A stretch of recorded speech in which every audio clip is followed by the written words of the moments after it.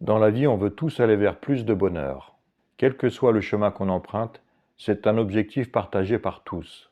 Et c'est légitime, il n'y a rien de plus triste et désespérant que de se voir englué dans nos problèmes.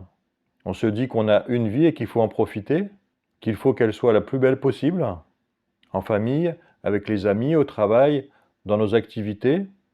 On a tous cette recherche et cette volonté d'être heureux. Donc si toi aussi tu cherches à être plus heureux, je te propose dans cette vidéo 3 manières d'y arriver. Allez, c'est parti. Je m'appelle Sylvain Fernès-Charrier et je suis thérapeute en libération émotionnelle. Savais-tu que le bonheur, ce n'est pas avoir toujours plus de choses, toujours plus d'argent, toujours plus d'amis? Le bonheur, c'est l'objectif pour une majorité de la population. Et ça tombe bien, parce que c'est une passion pour moi de t'aider à te libérer de ce qui t'encombre, de ce qui t'empêche d'aller vers plus de bonheur.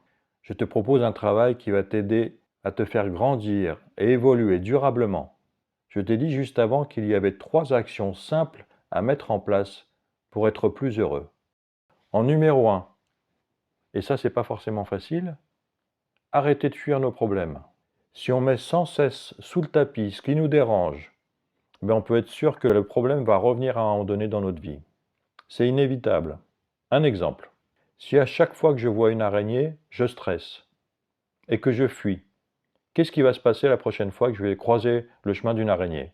Ou si à chaque fois que mon conjoint, ma conjointe me fait un reproche et que je claque la porte, qu'est-ce qui va se passer la prochaine fois? En numéro 2, observer ce que mes problèmes créent dans mon corps. Pour reprendre les 2 exemples, quand je croise une araignée, qu'est-ce que ça me fait à l'intérieur de moi? Est-ce que je me mets à trembler?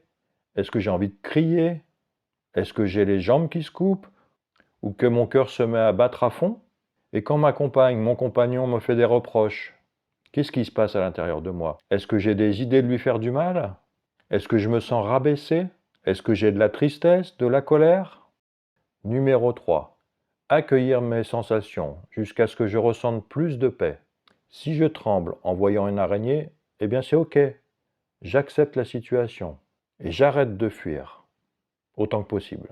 Je regarde ces tremblements et j'observe ce qui se passe à l'intérieur de moi. Peut-être qu'à un moment donné, les tremblements vont arrêter et que je vais me mettre à pleurer. Et c'est ok aussi. L'important ici, c'est de vraiment accompagner autant que possible ce qui se passe à l'intérieur de moi et d'observer. Et à un moment donné, je vais constater qu'il y a plus de calme. Et je peux aussi faire cet exercice sans être confronté pour de vrai à une araignée, mais en me remettant mentalement dans la situation où je croise une araignée. Voilà, donc en résumé, pour reprendre les 3 actions pour être plus heureux. 1. Arrêter de fuir nos problèmes. 2. Observer ce que nos problèmes créent dans notre corps. Et 3. Accompagner nos sensations. Si tu as aimé cette vidéo, je t'invite à mettre un pouce et à t'abonner à la chaîne pour ne rien rater.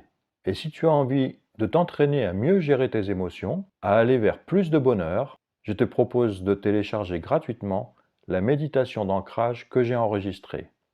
Le lien est en dessous dans la description. À bientôt!